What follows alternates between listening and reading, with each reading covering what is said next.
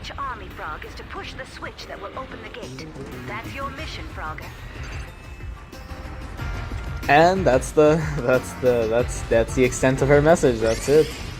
Very simple. I think we can get to it. Welcome, ladies and gentlemen, back to part 3 of Frogger's Adventures of the Rescue. This time we're at... Oh fuck! I always remember. Yeah, I wish. I always forget the name of this stage. Molten Island, I believe. Yeah, I think it has island in its name. I don't know.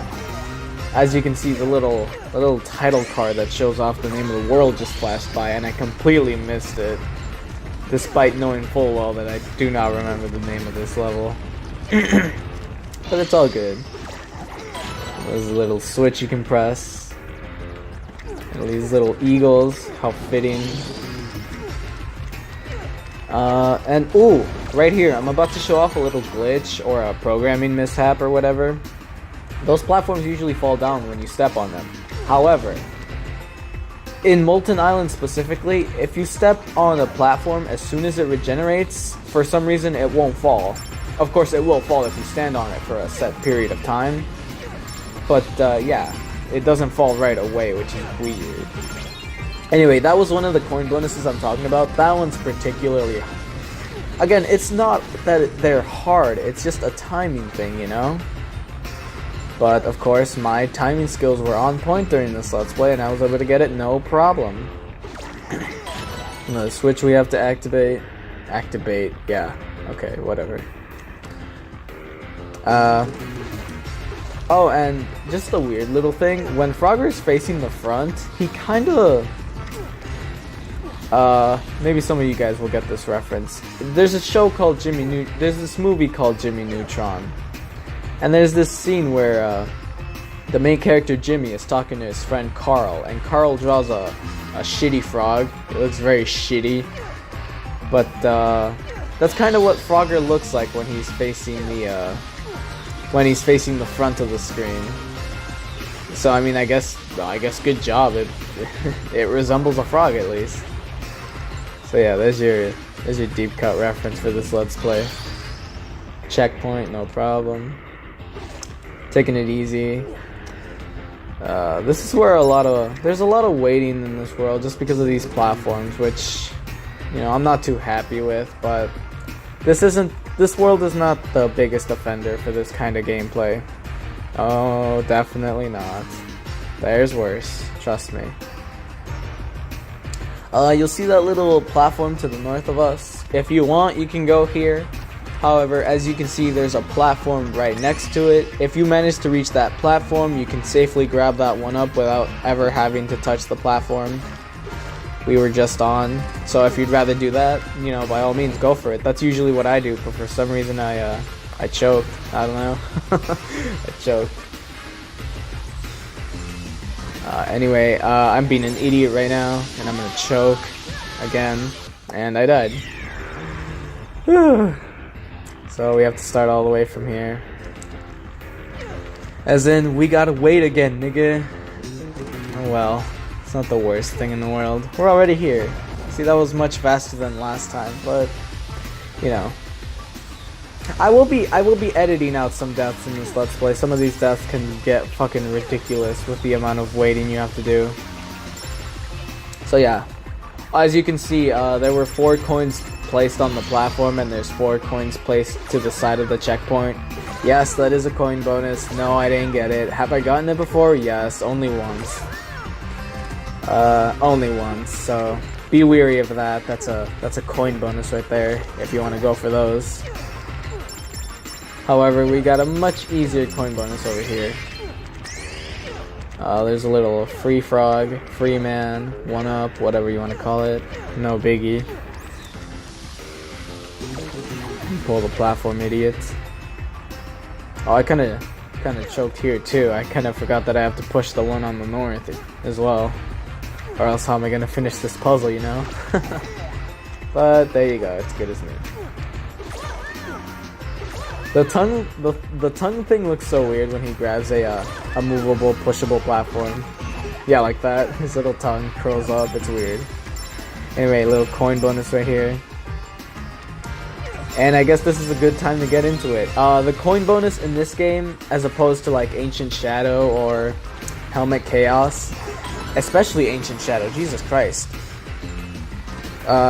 Actually, you know what? We're at the end of the level. I think I'll talk about the coin bonus thing in the next part, in the next level, so see ya. See ya then.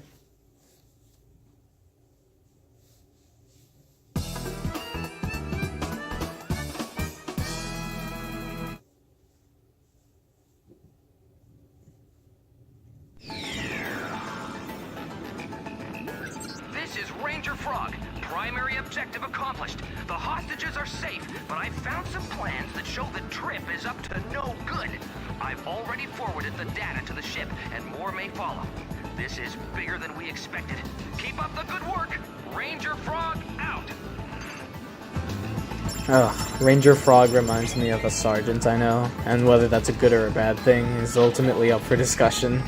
Anyway, this game, as opposed to Ancient Shadow or Helmet Chaos, which are the two Frogger titles that came out after this one, this one in particular has a very lenient coin bonus timer. There's a certain amount of time you're given before a coin bonus fails, and this game in particular has a really long and lenient one.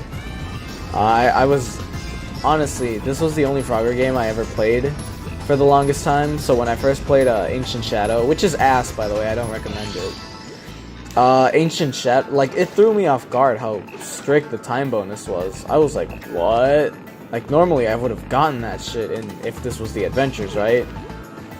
I don't think Helmet Chaos was as strict as Ancient Shadow, but it was still pretty strict. You know, it was nowhere near as lenient as the Rescue. Nothing is ever as lenient as the Rescue. But you know what? It's all good. And this level, I really like this level. I really dig this level. But I died, as you can see. Oh, jeez. That's one thing that kind of sucks. If you die, especially on like slow sections like these where you're just waiting to jump from platform to platform, it can get pretty aggravating. But yeah, what I like about this level is that, and this is just an aesthetic thing, I realize it does nothing to the gameplay. But what I really like about this level is what you'll see in a second. The goal, the exit stage is right in front of us, right? But it's being blocked off by two lava streams. So what you have to do is that you have to take two platforms, to get to two different switches, and that'll open the exit to the stage. I don't know, that's just, that's kind of something that's always been one of my favorite things in video games, aesthetically anyway. When the exit to a stage is like right in front of you, but you can't get to it until you do this one thing. It's kind of cool, especially in games that let you break that, whether intentional or not, where you can just like bypass that shit and like beat the stage in like 2 seconds. That shit is awesome. But yeah, you can't beat it you can't bypass that shit in this stage because, I don't know, I guess it must be harder to glitch out grid type games. Yeah, definitely.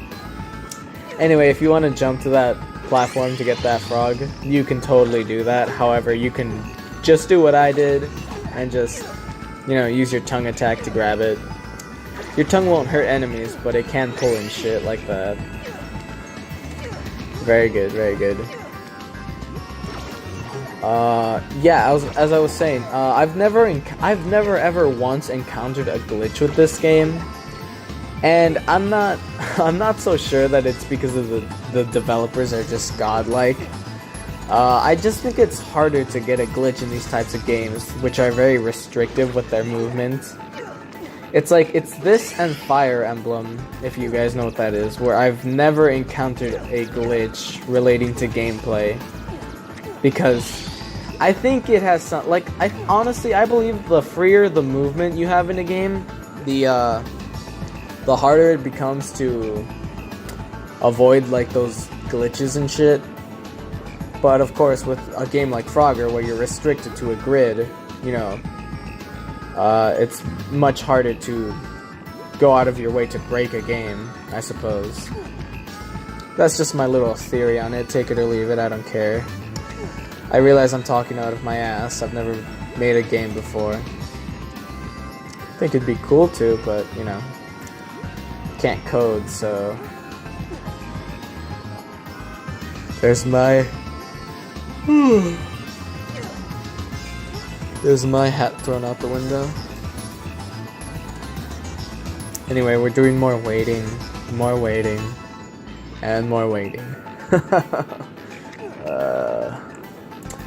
At least it has good music. I guess I should get into that a little bit. This game has excellent music, my dude. Like, this soundtrack is incredible. But, yeah, it really helps with the, and I jumped there because I'm an idiot. And yeah, that's one of the edits I was talking about. I know how to edit, so I'm going to be using that to its extent, alright? I do have some big, mix-ups, or fuck-ups in this game, so... Gotta edit that shit out, you know? Gotta make it entertaining. But what was I on about? Oh yeah, music in this game's good. Highly recommend it. I like a lot of the tracks in this game. So yeah, you want to listen to it? It's on YouTube. I've extended a couple myself. Can you hear me, Frogger? Good. Lumpy is fully recovered. He's back in tip-top shape, and we dropped him off at Firefly Swamp. Oh, yes. About that data that Ranger Frog had sent. Something terrible is in the works. It seems the Trip has discovered an ancient weapon. The ultimate weapon. They've been kidnapping people in search of the key person who can activate it. Army Frog has been able to infiltrate Trip, and he can give you more details on this matter. Frogger, we're counting on you. Just to quickly reiterate, I've extended a couple of the tracks myself. Not all of them, but, you know, plenty. But I'll get more into that later. As you can see, I completely destroyed that section with the falling fireballs. You can do that. Also, here's another one of those sections I really like. That frog is positioned so that you have to platform to it. However, if you're good enough, you can just avoid the enemy and pickpocket it off to the right. Which, you know, I fully agree with that type of gameplay. You know, if you're bad at video games, you know, you gotta take the long path and then do the platforming section again. However, if you're like me, you can just nab it, which is awesome. There are conveyor belts here. For some reason, when you quickly turn in place, for some reason the conveyor belt won't move you forward, so use that to your advantage if you need to. You know, if you're just scared you're gonna choke, want to stay in place, whatever. There's no coin bonus here to get, so just be careful in this section. Those coins are indicative of where you can actually stand. They're safe spaces, lol.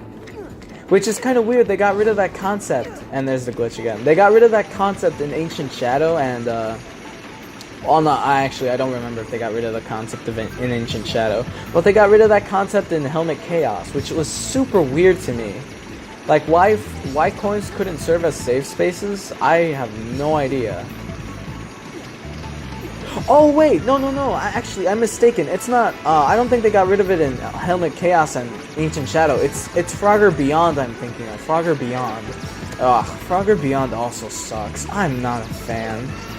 You know, I was really hoping to come into these new Frogger games. Oh well, some of them are older than the Rescue, but I was really hoping to come into them and really enjoy them. But Jesus Christ, I can't be fucked. And I know this might sound I actually really enjoyed Helmet Chaos. Strangely enough, I thought I would enjoy that one the least, since it's like a shitty early DS game. But no, it was surprisingly fun. But Ancient Shadow and Helmet Chaos can suck my dick, honestly. I'm not a fan of how they restrict you to D-pad only. I can't get over that. Call me a bitch or whatever, but I can't get over that shit. It's so lame. Anyway, rant over. This isn't supposed to be a sour Let's Play, it's supposed to be a fun Let's Play.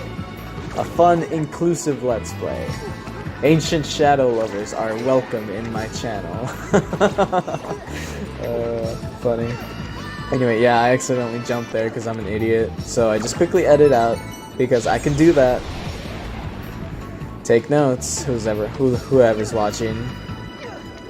Don't just upload your RAWs. That's retarded.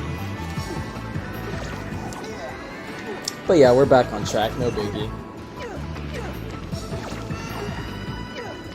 We have to press 3 switches here because there's 3 lava streams. It's nowhere near as complex as the one from stage 2. It really isn't. You're not going out of your way, taking 2 separate platforms. But it is one more than the last stage, so that's gotta mean something, I suppose. For some reason I was taking a little time to think about what to do. I don't know, that was weird. Push that platform there. Yeah, there you go, buddy. There you go. Come on, jump. There you go. Excellent. I don't know, I think I was still trying to get used to the control scheme. Anyway, this is one of those parts where I intentionally die because, honestly, it's just faster to die and get sent back to the checkpoint. It's not like your progress is lost. The only thing that gets lost when you die is all the platforms are reset. So yeah, that's about it. It's just faster to die. You know, I got almost 40 lives at this point. I figure why not. Anyway, on to the boss battle. It looks like we found ourselves in a big mess. If we only had something we could use to our advantage. Look carefully. What's that over there? You should check out that switch. It may open the water tower valve. It's all up to you, Frogger.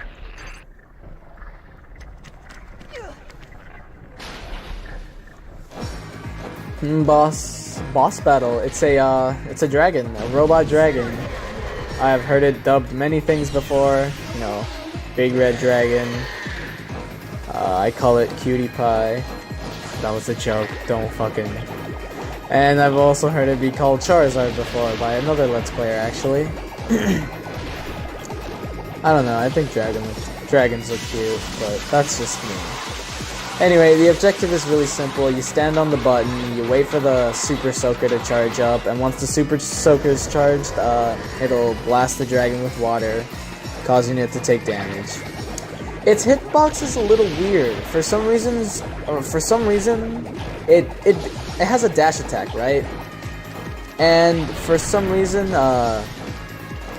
when it dashes right at you and you stand still, sometimes it won't catch you, which is kind of weird. I don't know, it's just like a hitbox error. I don't even know. But it has that for an attack where it dashes at you. It has a ground pound attack, as we just saw. A fireball attack where it launches fireballs in random spots. So that's something you gotta be weary of. But it also has another fireball attack that we actually won't see in this boss battle because I guess I was just that lucky. Another attack it uses is it launches fireballs in the same fashion. However, they hone in on Frogger. Yeah, they target Frogger, and sometimes they'll even try to get ahead of you, which is pretty challenging. Again, there's a little... I don't know what was up with the hitbox, but whatever. Anyway, they'll try to charge at Frogger, and they'll even try to predict your movement, so you can't just go in a straight line and expect to get away from the fireballs. It's actually deceptively hard. But of course, we don't see it in this boss battle. It also has another attack where it just stands in place and breathes fire in a semicircle. Not too hard, just run towards its back. It won't be able to hurt you that way. But of course, while I'm rambling, the boss is over. You know, standard for this Let's Play, I believe. Anyway, that is part 3 of Frogger's Adventures the Rescue. I'll see you all in part 4. That is the end of this world. Enjoy the cutscene, and take care.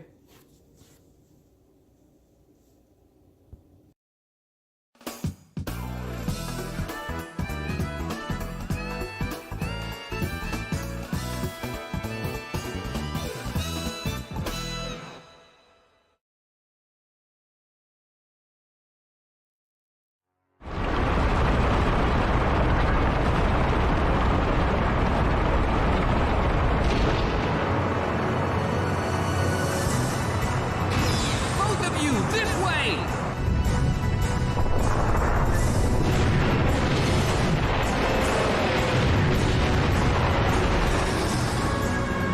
Beauty, set a course straight for the Forgotten Island. Trip has found a girl who could be the key and has taken her there. Oh, sorry about this, Frogger. It looks like your trip home is going to be delayed a bit. No problem. If someone is in trouble, I want to help too. To help anyone in need. Isn't that what First is all about? Yeah! We're counting on you, buddy!